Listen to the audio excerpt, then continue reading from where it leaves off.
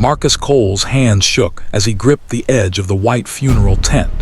His heart hammered so hard he could barely breathe. He watched the golden casket sitting beside the freshly dug grave. Inside that casket lay Victoria Brennan, CEO of TechCore Industries, one of the most powerful women in Philadelphia, dead, or so everyone believed. But Marcus knew something nobody else knew. He knew she was still alive. The cemetery workers stepped forward, ready to lower the casket into the ground. Marcus's throat went dry. If he stayed quiet, they'd bury her within minutes, bury her alive. His feet moved before his brain could stop them. "Stop," Marcus's voice tore through the morning air like thunder. "Don't bury her." Every head turned, phones lifted, cameras pointed straight at him. Marcus pushed through the crowd, his worn maintenance uniform catching on chairs. His work badge swung from his chest pocket. Marcus Cole, cemetery groundskeeper. He pointed at the casket, his voice cracking. "She's not dead. Listen to me. Victoria Brennan is still alive." The husband, Richard Brennan, stood frozen beside the casket. His face turned cold as winter stone. "Security," Richard's voice cut through the shocked silence. "Get this lunatic out of here. My wife has passed. We will bury her in peace." But Marcus didn't move. He stood his ground, even as two security guards rushed toward him. "Someone poisoned her," Marcus said, his voice steady now. "They gave her something that slows her heartbeat, makes her look dead, but she's not dead. She needs the antidote, right now." Gasps rippled through the crowd of mourners. "Antidote," someone whispered. "What's he talking about?" another voice asked. Richard's face twisted with rage. "Pastor, continue the ceremony. Ignore this man." But Marcus took another step forward. "Richard, you know what you did, and Dr. Harrison Chen knows too." The name dropped like a bomb. Every eye swiveled to the left side of the tent. Dr. Harrison Chen stood there in his dark suit, stethoscope tucked in his pocket, his lips pressed into a tight line. He stared at Marcus like a man staring at a ghost that should have stayed dead. "Pastor," Richard said sharply, "I said continue." The pastor's hands trembled on his Bible. He opened his mouth, but no words came out. Marcus moved closer to the casket. His expression softened when he looked down at Victoria through the glass panel. "Ma'am," he whispered, "hold on, just hold on." Then he raised his voice to the crowd. "Check her pulse. Feel her skin. She's still warm. I heard them planning this. I heard Richard and Dr. Chen talking about a quick burial, about signing fake papers. Please, give her the antidote before it's too late." Silence crashed over the cemetery like a tidal wave. Even the wind seemed to hold its breath. A woman in a purple coat stepped forward from the front row. Her hand trembled as she pointed at the casket. "If there's any chance she's alive, shouldn't we check?" "This is unnecessary," Richard snapped. Sweat glistened on his forehead despite the cool morning air. "We've done everything. The doctor confirmed it. Let my wife rest." "Just check," someone in the crowd shouted. "What's it going to hurt?" "Yeah, just check," another voice joined in.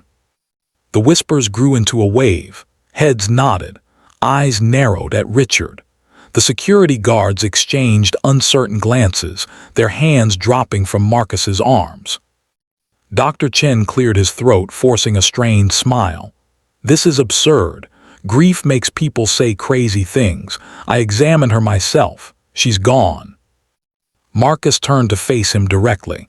"Dr. Chen, Victoria gave you a hospital wing. She bought you a Mercedes. She trusted you with her life, and you betrayed her." Something flickered in the doctor's eyes. Fear, guilt, maybe both. He glanced at Richard. Richard gave the tiniest shake of his head. In that moment, Marcus knew he was right. He knew they were both guilty. Marcus knelt beside the casket and set his small toolkit on the grass. He removed his jacket and folded it carefully. "Please," he said to anyone brave enough to help. "We need to lift her, just a little. She needs air. Then open her mouth. One drop is all it takes." The The silence was so heavy it pressed against everyone's chest. Then an elderly woman stepped forward. Her silver hair was neatly styled, her eyes wet with tears. "I'm Victoria's aunt," she said. "Agnes Brennan. If there's even a small chance, we have to try."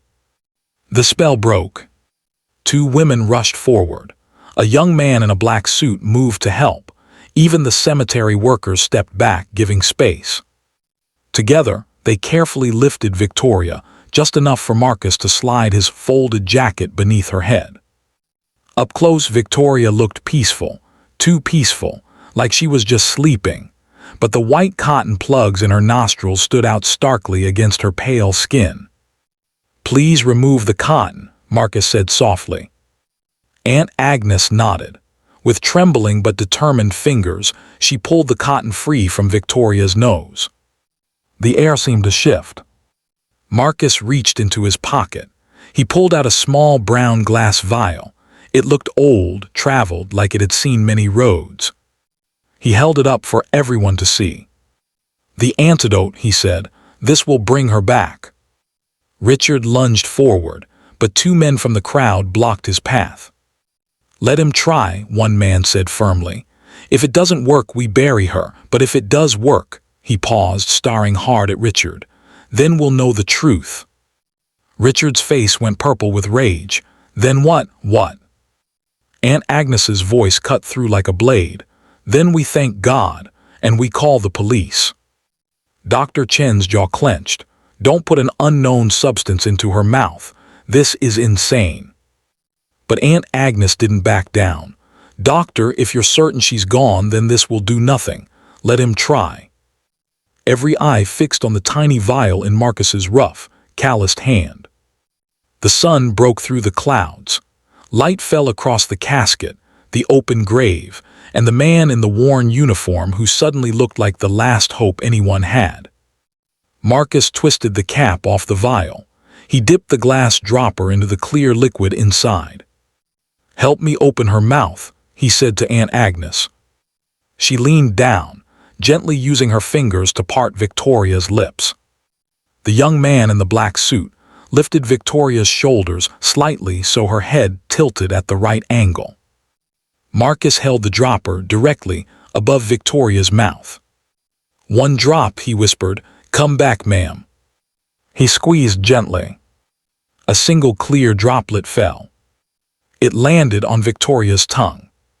No one breathed. Not a single person moved. Marcus counted silently. 1, 2, 3, 4, 5. Nothing. 6, 7. Marcus's hand began to shake. He lifted the dropper again, preparing for a second drop. "Don't you dare," Richard screamed, trying to push past the men holding him back. But Aunt Agnes threw out her arm. "Stay where you are." Marcus squeezed the dropper again. The second drop fell. And in that fragile moment between the droplet leaving the glass and touching Victoria's tongue, a tiny sound fluttered from her chest. So faint it could have been the wind. Or a memory of breath. "Was that a cough?" someone whispered. The drop touched down. Victoria's throat twitched. Her lips parted wider. Then chaos exploded. Screams, cheers, prayers, sobs, everything blended together into pure noise. Phones tilted in every direction, recording what nobody could believe they were witnessing. Victoria's hand moved, just a twitch, but everyone saw it. Then her lips parted again, and a faint, weak cough escaped. Small but sharp enough to slice through the chaos like lightning. Marcus leaned closer, his eyes blazing with hope. "She's coming back, I told you, she's alive." Aunt Agnes grabbed Victoria's wrist, her face lighting up like sunrise breaking through storm clouds. "She's warm. Oh Lord, have mercy. She's warm again." A woman in the crowd collapsed to her knees, crying and praying. "God is great. God is truly great." But Richard felt nothing except rage. When Victoria's body moved again, his hand shot into his coat pocket. Something metallic glinted in the sunlight. Marcus froze. Was that a needle, a knife? What was Richard reaching for? "Stay back," Richard roared, eyes bulging. "She belongs in the ground, do you hear me? In the ground." Two men in black suits lunged to restrain him, but Richard shoved them aside with desperate strength. The crowd recoiled. Mothers pulled their children close. The pastor dropped his Bible, voice cracking in fear. Marcus still didn't move. He stood firm, his worn uniform dusted with dirt, his beard catching the cold wind. His voice rose once more, stronger than before. "Look at her, Richard. Look at your wife." Everyone turned. Victoria's chest was rising and falling, weak but unmistakable. Another cough burst from her throat, stronger this time. Her eyelids fluttered like heavy curtains trying to open. A collective gasp swept through the crowd, as if they'd all just woken from a nightmare. Aunt Agnes screamed, her voice breaking apart. "She's alive, she's alive." Victoria's lips trembled, a hoarse whisper slipped out. "Why?" She opened her eyes halfway, unfocused and weak. She gazed up at the man standing over her. Her voice cracked. "Richard, why?" The strength drained from Richard's body like water from a broken cup. The metallic object slipped from his hand and clattered onto the cement with a chilling ring. It was a syringe, filled with murky liquid. The crowd exhaled again, but this time it was the exhale of realization. Security guards rushed in, pinning Richard down as he kicked and screamed. "No, no, she was supposed to go. She was supposed to be mine." His screams were cut short as they locked his arms behind his back. The mask of grief he'd worn throughout the funeral shattered completely, exposing raw rage and naked greed. Every eye turned to Dr. Chen. He had backed away several steps. His face was ghostly pale, sweat dripped down his temples. I diagnosed based on what I saw," he stammered. "I thought she had passed." Marcus's voice rang out sharp as a blade. "Lies, you helped him. You signed the death certificate knowing she was still alive. That wasn't a medical error, that was murder." Victoria coughed again, harder this time. Aunt Agnes supported her, helping her sit up slightly. Victoria's hair fell forward. Her skin was slick with sweat, but her eyes, red and fierce, locked onto Richard. "What did I ever do to you?" Victoria's voice broke with pain. "Did I deserve this?" Richard lay silent in the guard's grip, his face turned away. Victoria's voice fractured, each word cutting through the air. "I gave you power. I trusted you with my company. I loved you despite my wealth. And this is how you repay me." The crowd erupted with murmurs. Some people wept. Others shook their heads in disbelief. Victoria turned her gaze to Dr. Chen. "And you? I built your hospital wing. I bought your car. I lifted you up when you had nothing. Is this how you repay me?" Dr. Chen opened his mouth, but no words came. His silence admitted everything. Victoria swayed, her strength fading. Marcus lunged forward, catching her with hands roughened by years of hard labor, yet somehow gentle. "Easy, ma'am." His voice was no longer thunder but a calming breeze. "You're safe now." Victoria turned toward him. Their eyes met. In her eyes, wet and fragile but burning with life, he saw gratitude so deep it could break a man. She looked past the tangled beard, the worn uniform, the dirt on his hands. She saw the man who had pulled her back from death's edge. "Who are you?" she whispered. "Why did you save me?" Marcus lowered his gaze, his voice rough. "Because I knew the truth. Yesterday I was working late.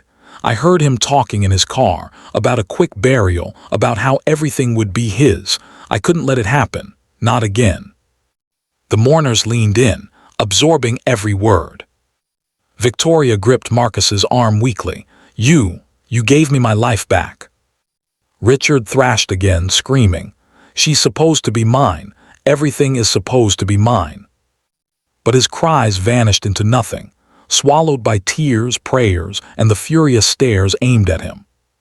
In the distance, police sirens wailed. Squad cars rushed into the cemetery. red and blue lights flickering across the stone markers. Marcus, still kneeling beside Victoria, lifted his head toward the sound. His eyes burned, not with pride, but with the deep sorrow of a man who had once lost everything. Victoria saw it in his face. She placed her hand over his, squeezing gently. "Stay with me," she whispered. "Don't leave my side." The police entered the tent. One chapter slammed shut, another trembled open. Victoria Brennan, the woman they believed was dead, was breathing. And the man who had pulled her back from the grave, the worker the world overlooked, was about to change everything. The lights in Victoria's private study cast a warm golden glow across the oak bookshelves. Outside the window, Philadelphia sparkled with night lights. But inside this room, the world had narrowed to just two people. After the incident at the cemetery, Victoria had invited Marcus to her estate. She needed to understand who this man was. The man who saved her life when everyone else was ready to bury her alive. Victoria poured 2 glasses of red wine and sat across from Marcus. He had showered and changed into simple clothes, a white shirt and khaki pants borrowed from the house staff. But the humble look of someone who had weathered storms still clung to him.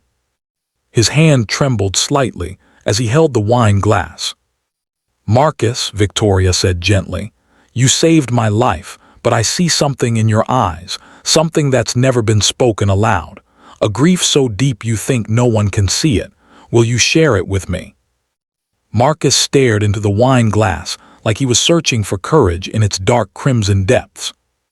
A long, heavy silence passed. Then he exhaled. It sounded like years of weight leaving his body. "Mrs. Brennan," he began, his voice rasping, "I wasn't always like this."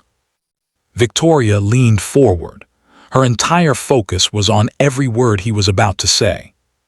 "7 years ago," Marcus said, his eyes distant as if peering through time, "I was a software engineer, not wealthy but comfortable. I had a wife, Emma, and a little girl named Lily. She had eyes as blue as the summer sky. She was my whole world." His voice shook. He paused to swallow the lump in his throat. "We lived in a small house in the suburbs. Nothing big, but it was full of laughter. Lily loved to draw. She drew butterflies our house, the 3 of us holding hands. I put her drawings on the fridge, swapping them out every week." Tears began to fall down his weathered cheeks. "Then my company went bankrupt. I lost my job. I applied everywhere, sent out hundreds of resumes, but nobody wanted a 40-year-old engineer in a shrinking market. Our savings disappeared. Bills piled up like mountains. Emma worked extra shifts at the cafe, but it still wasn't enough." Victoria placed her hand on the table, wanting to comfort him but not daring to touch yet. "Then the fights began," Marcus said, his voice tightening. "Emma said I wasn't trying hard enough. I said she didn't understand. We screamed at each other while Lily sat on the stairs holding her teddy bear, crying. I saw the fear in her eyes, but I couldn't stop. I was sinking too deep." He wiped his tears with the back of his hand. "One night I came home from another failed interview. The house was empty. No Emma, no Lily, just a note on the kitchen counter." His voice dropped to barely a whisper. "Marcus, I can't do this anymore. I'm exhausted. And there's something I need to tell you. Lily is not your child. I'm sorry, don't look for us." Victoria inhaled sharply, her hand covering her mouth. "I read it 10 times. 20, Marcus said, fighting back a sob. "I collapsed on the floor and screamed. The child I rocked to sleep, taught to ride a bike, who called me daddy in that tiny voice, wasn't mine." He set down his wine glass. His hands were shaking too badly to hold it. "I couldn't stay in that house. Every corner reminded me I'd lost everything, or maybe never truly had anything at all. I stopped paying the mortgage. The bank took it back. I slept in my car. Then the car got towed. Eventually, I slept in parks, under bridges, in alleys." "Marcus," Victoria whispered, tears streaming down her own face. "I wanted to die," he said plainly. "Many nights I stood on the bridge looking down at the river, thinking just one step, One step and it's over, but I couldn't jump. Maybe I was a coward, or maybe some part of me still wanted to live. He looked down at his hands, calloused and scarred by long, lonely nights. Then 6 months ago, Marcus continued, the manager at Oakmont Cemetery needed a night watchman. No resume required. Just show up, keep the grounds safe, clean up. They gave me a small room in the storage building. Not much, but it was a roof. A reason to go on. He met Victoria's eyes. That day when I overheard Richard and Dr. Chen talking, he said, voice cracking. I was checking the back parking lot. It was dark. They didn't see me. I heard Richard say, the drug worked. She's cold now. Tomorrow, bury her early before anyone suspects. Victoria gripped her chair tightly. Dr. Chen said he was scared, Marcus continued. Richard told him, do it or lose everything. Marcus closed his eyes for a moment. I stood there in the shadows, shaking. If I stayed silent, an innocent woman would be buried alive. I remembered Emma, remembered Lily, remembered how I couldn't save what I had. I failed my family, but this time I couldn't fail. Victoria stood and walked around the desk to him. She knelt before Marcus, an act that made the entire room seem to hold its breath. She took his hands and squeezed them. Marcus, she said, voice trembling but strong, you did not fail. Life failed you, but you didn't give up. You saved me. You gave me a second chance. Now let me give you the same. He lifted his head, eyes red, voice barely a shadow. I don't deserve. Hush, Victoria said softly but firmly. She placed her hand against his cheek. You deserve this and more. They stayed like that. Two people crushed by life in different ways, holding each other's hands, tears mingling. In that moment, both of them were beginning to heal. 1 week later, the trial of Richard Brennan and Dr. Harrison Chen began.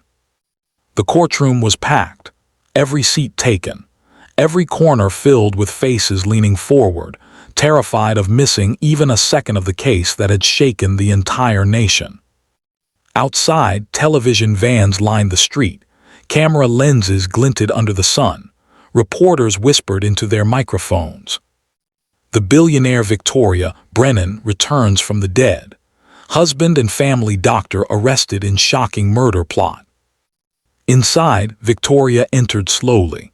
She was supported by Marcus on one side and Aunt Agnes on the other. Her steps still trembled, but her eyes were bright and fierce. She wore a simple black dress, not as glamorous as usual, but her presence alone made the entire room fall nearly silent. A ripple of whispers swept through the gallery as she sat down in the front row, her gaze locked onto the defendant's bench. Richard sat there, pale, but with eyes cold as ice. The grief-stricken mask he'd worn at the funeral had vanished completely. In its place was a mocking smirk as his eyes slid over Victoria. Beside him, Dr. Chen lowered his head. Both hands trembled violently. Sweat soaked the shirt beneath his suit jacket. Judge Helena Brooks, a stern woman with silver hair and glasses sharp as blades, struck the gavel. Court is now in session. The state versus Richard Brennan and Dr. Harrison Chen. Charges of attempted murder, conspiracy to commit murder, and medical malpractice. Prosecutor Andrew Callister rose. His voice was clear and cutting like a scalpel slicing open the case.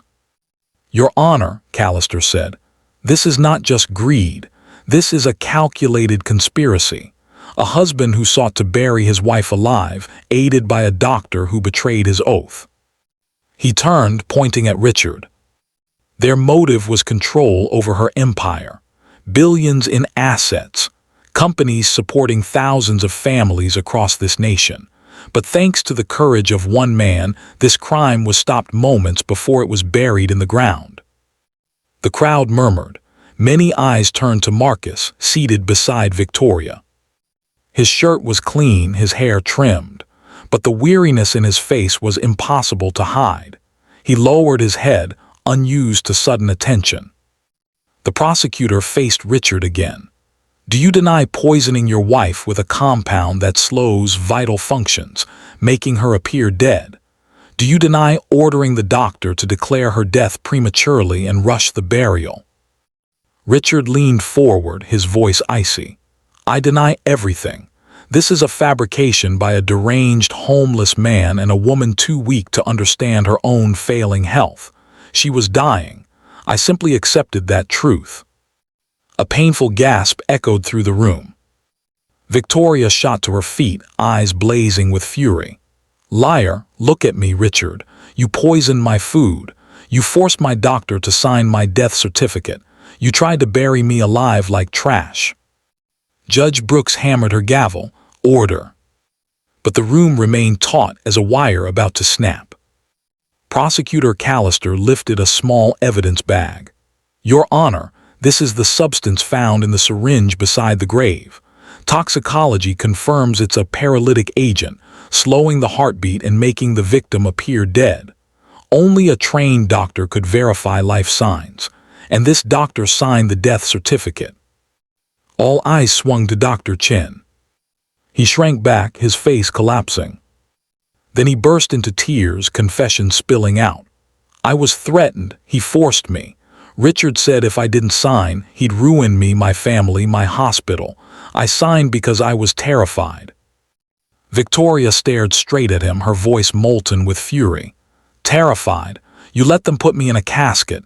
You let them lower me into a grave. You betrayed your oath, and you betrayed me." Dr. Chen buried his face in his hands, sobbing. "Forgive me, Victoria, please forgive me." The prosecutor turned to the judge. "We have the toxin, the syringe, the victim's testimony, and the witness who risked his life to speak the truth." He extended a hand toward Marcus. The courtroom swiveled in unison. Whispers rose like waves. "That's the cemetery worker, the one who stopped the burial."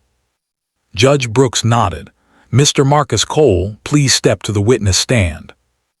Marcus rose slowly. Each step echoed through the dead-still air of the courtroom. He stopped at the witness stand, his calloused hands gripping the wooden railing as if to steady himself. The oath was read. He responded in a low, steady voice, solid as stone. Prosecutor Callister leaned forward. "Mr. Cole, please tell the court what you witnessed." Marcus lifted his head. His eyes swept across the packed room filled with people waiting to hear the truth. He swallowed, then spoke, not shakily but heavily, honestly. "The night before the funeral, I was working the night shift at Oakmont Cemetery. Around 11, I heard a car stop near the back gate. I went to check." The entire courtroom leaned toward him, afraid to miss even a single syllable. "There was a black Mercedes parked in the shadows," Marcus continued. "Richard Brennan and Dr. Chen were inside. They were arguing. I didn't mean to eavesdrop, but their voices were too loud." His voice strengthened, pulling everyone back to that moment. "I heard Richard say, 'The drug worked. She's cold now. Tomorrow we bury her early before anyone suspects.'" The courtroom exploded with noise. Judge Brooks had to strike the gavel repeatedly to restore silence. Marcus went on, his eyes tightening. "Dr. Chen said he was scared. Richard told him, 'Do as I say or you lose everything. Sign the death certificate. Declare she died of heart failure. No one will question it.'" He paused, his voice breaking. "I knew that if I didn't act, they'd bury her alive, so I stayed at the cemetery. When they brought the casket, I begged them to stop. They called me crazy, but I saw her finger twitch. I couldn't let them lower that casket." Tears streamed down his weathered face. "I lost my wife and daughter years ago. I was helpless, but not this time, not this time." Soft sobs sounded from the gallery. Victoria brought a trembling hand to her mouth and whispered, "God bless you, Marcus." Defense attorney Robert Finch shot to his feet, his voice dripping with disdain. "We're expected to believe the word of a cemetery worker, a man who once slept under bridges. How do we know he didn't imagine everything, or worse, was paid to fabricate it?" Marcus tensed, but he did not lower his head. "I may be poor," he said, his voice ringing through the courtroom. "I may have slept on the streets, but I do not lie. I gained nothing by lying, only the truth needed to be spoken. The room went so silent you could hear individual breaths. Judge Brooks nodded, her eyes razor sharp. The witness has testified with courage. The court will consider his statement along with all supporting evidence. Richard suddenly slammed his hands on the table. He's lying, they're all lying. But his voice cracked, desperate, hollow, pitiful. Order in the court. The gavel struck again. As the proceedings continued, everyone in the courtroom felt it. The mask Richard had worn for so long had shattered completely. His hunger for power, the empire he dreamed of stealing, all of it was slipping through his fingers. Meanwhile, the man Richard never once acknowledged had become the key to bringing him into the light of justice. Victoria quietly lowered herself onto her seat, her trembling hand reaching for Marcus's. He took it, not as victim and savior, but as two lives once crushed by darkness, now finding light in each other. Everyone in the courtroom felt it. This wasn't just Victoria's return from the dead, it was Marcus's rebirth as well.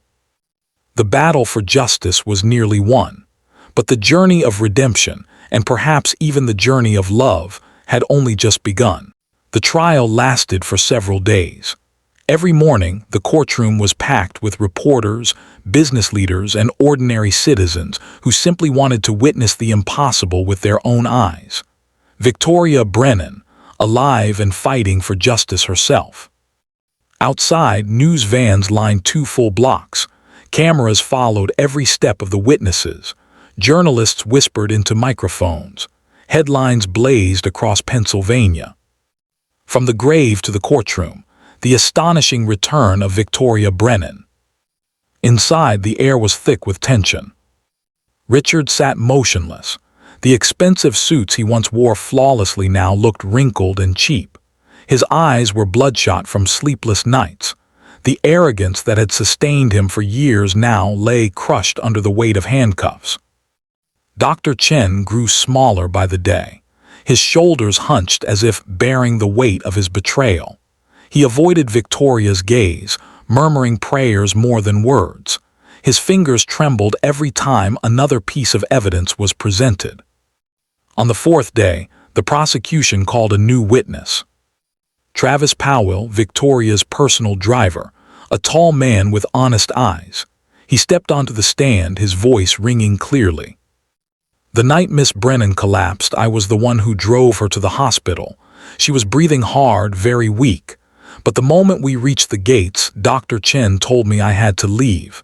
He said he would handle it personally. I asked to stay. He refused. 2 hours later, he told us she had passed away.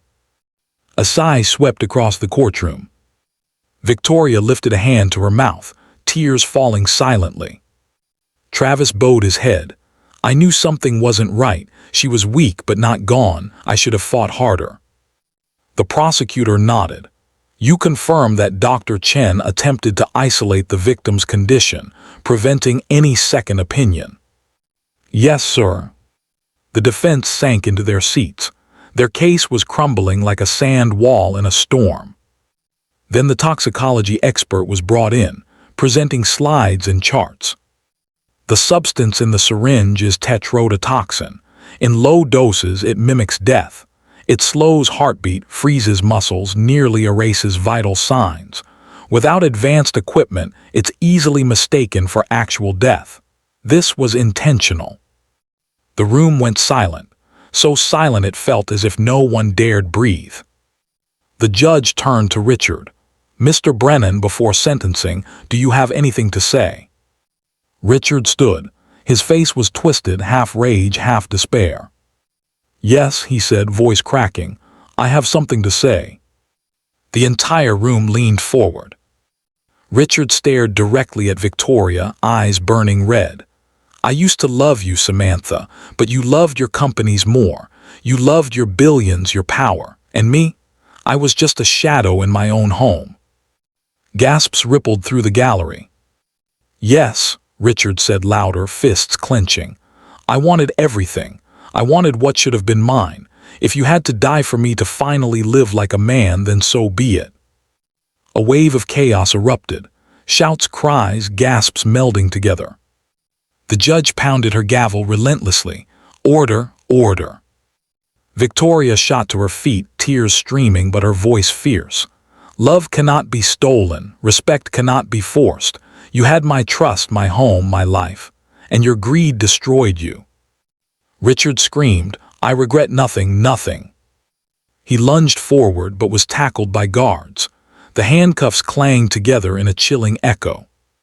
Dr. Chen, witnessing everything, collapsed into his seat and sobbed. I'm sorry, Victoria. I betrayed everything I swore to uphold. I deserve punishment. Judge Brooks rose, her voice thunderous with authority. The court has heard enough. She looked at Richard first. Richard Brennan, you are guilty of attempted murder, conspiracy to commit murder, and greed in its most poisonous form. I sentence you to life imprisonment without the possibility of parole. Richard screamed as he was dragged away. It was all supposed to be mine, all of it. Then the judge turned to Dr. Chen. Dr. Harrison Chen, you were entrusted with life, yet you aided death. This court sentences you to 25 years in prison. You will never hold another life in your hands. Dr. Chen collapsed completely, guided away like a broken shadow. The gavel struck, court dismissed. The gallery erupted into applause, sobs, and cheers. The entire hall seemed to vibrate with the sense that history had just been written before their eyes. Victoria sank into her seat, exhausted, barely able to lift her hand. She whispered, "It's over." But Marcus shook his head, his voice gentle yet unwavering. "No, ma'am, this is only the beginning. You have your life back. The question is, what will you do with it?" Victoria turned toward him. In her eyes was a depth of gratitude that could move mountains. "I wouldn't be standing here if not for you. You had no home, no safety, yet you gave me both. You saved me." Marcus lowered his gaze.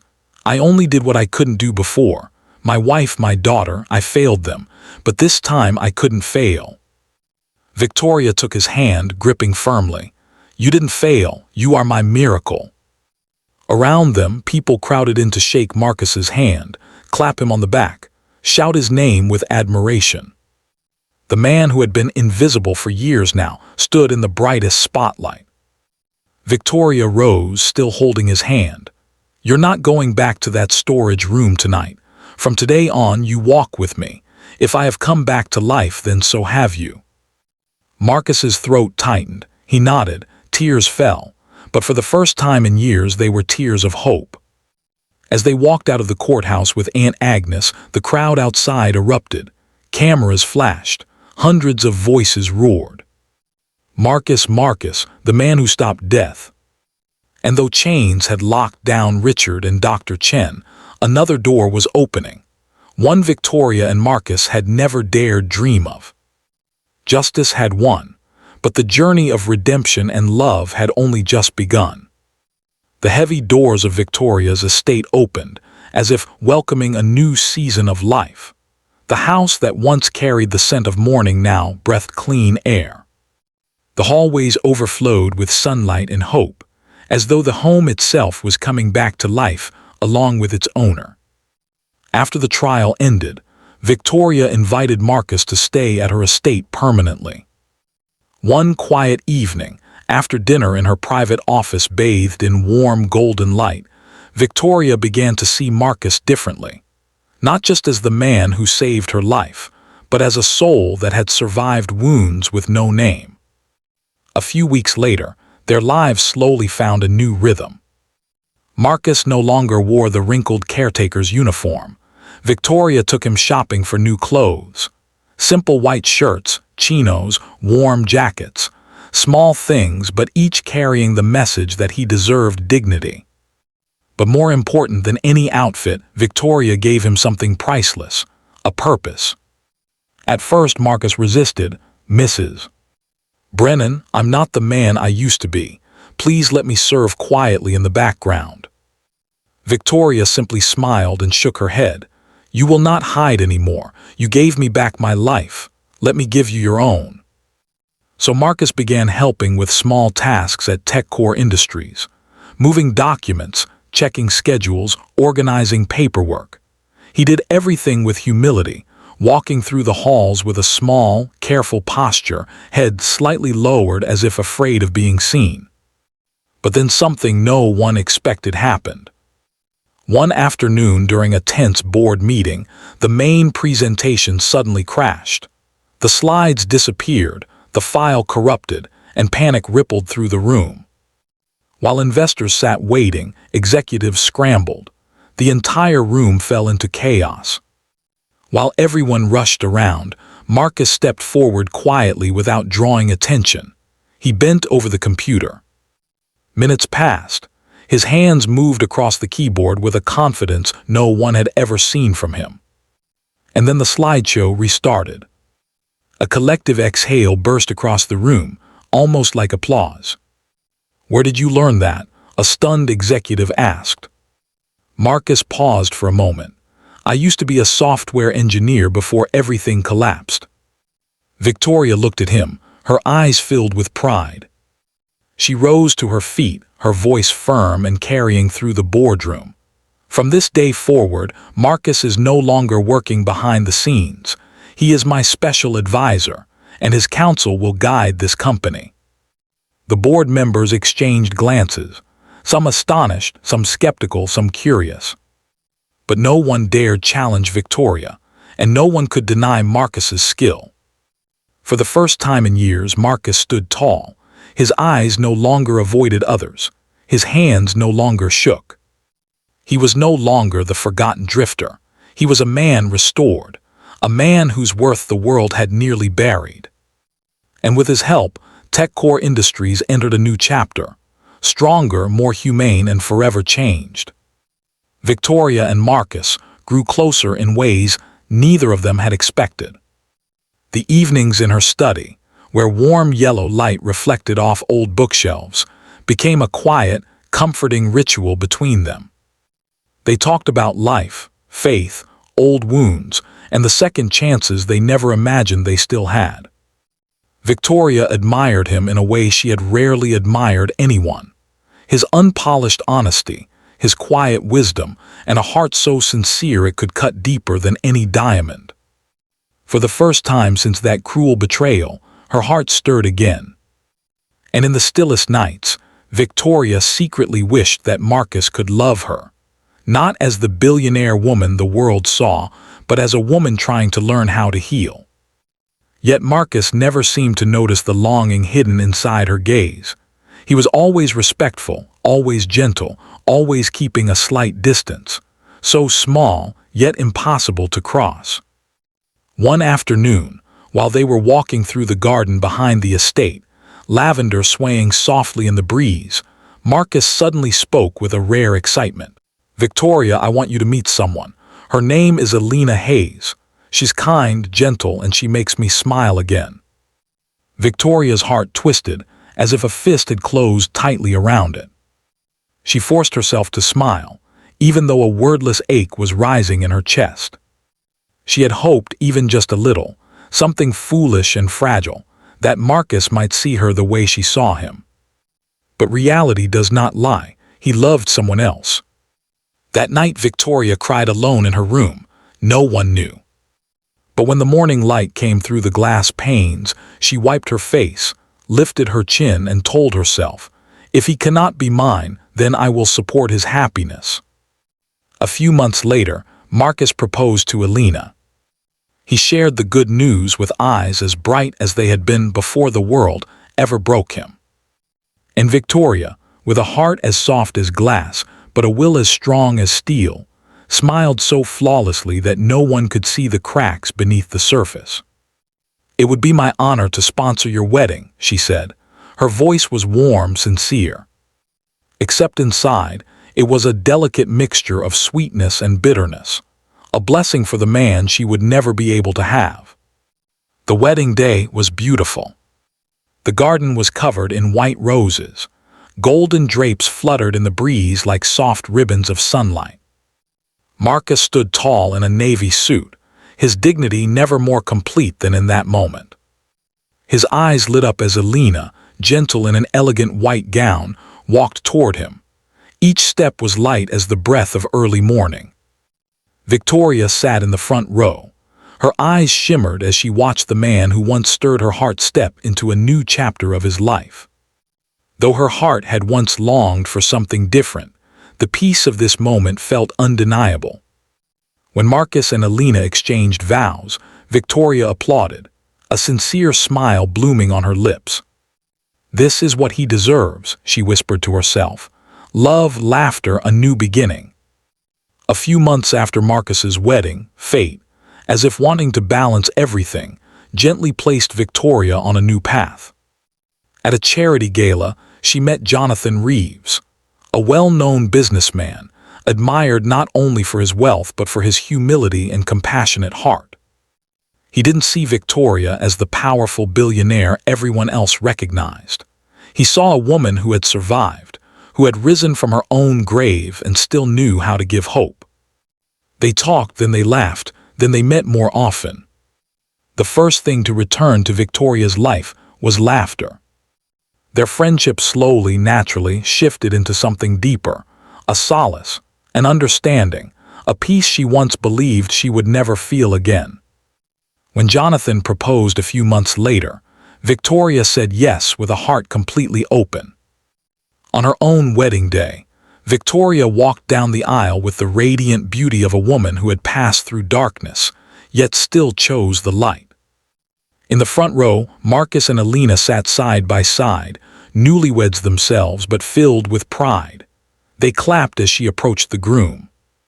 This time there were no tears of longing, no hidden pain, only gratitude, and the certainty that every path they had walked, no matter how winding, had led them exactly where they belonged. A year later, life blossomed again in the most beautiful sense of the word.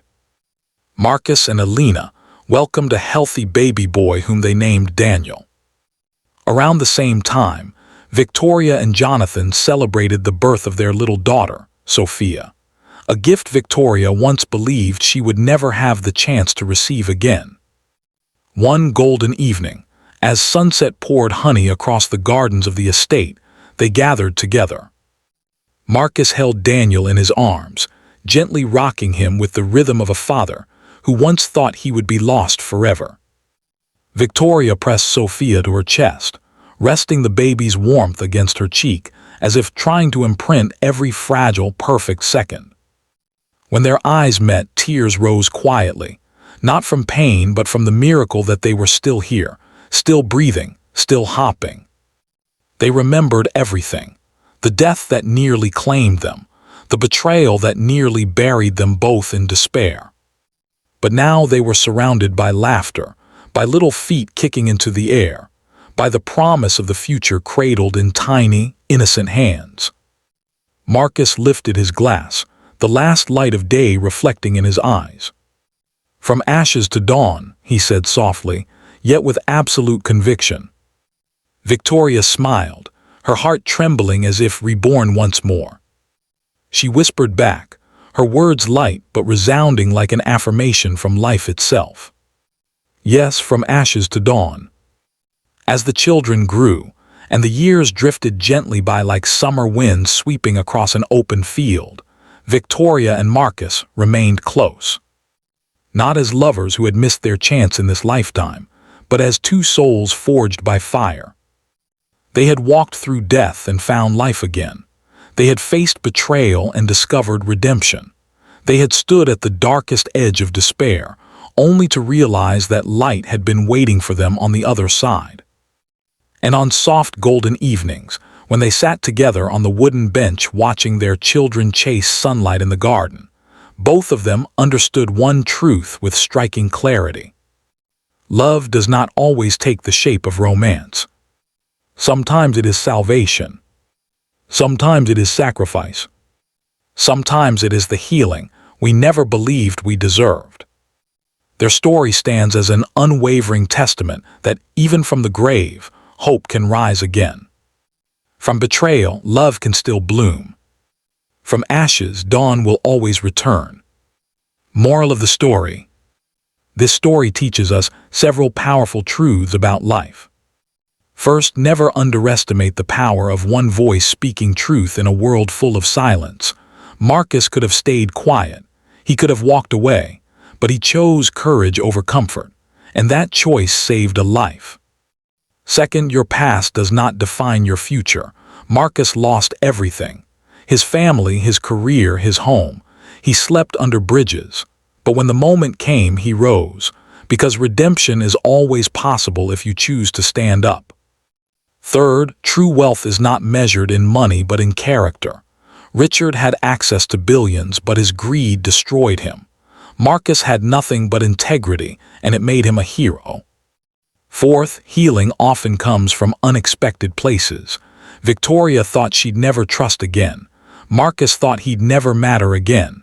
But they found healing in each other's courage. Sometimes the people who save us are the ones the world overlooks. And finally, justice may be delayed, but it is never denied. Evil may seem to win for a moment, but truth has a way of rising to the surface, always. So if you feel invisible today, remember Marcus. If you feel broken, remember Victoria. If you feel like giving up, remember that dawn always comes after the darkest night. Your story is not over, and sometimes your greatest chapter is still waiting to be written. If you've watched to the end of this story, thank you for staying. I hope Victoria and Marcus's journey touched you in a special way. Do you believe someone in your life has ever saved you, even with just a sentence or a small quiet act of kindness? Share it in the comments below. I read every story you share. And if you believe in the power of kindness, in healing, and in the second chances life brings, hit that like button, subscribe, and turn on the notification bell so you never miss the next story that reaches the heart. Remember, from ashes, dawn always comes. See you in the next story. Thank you for being here.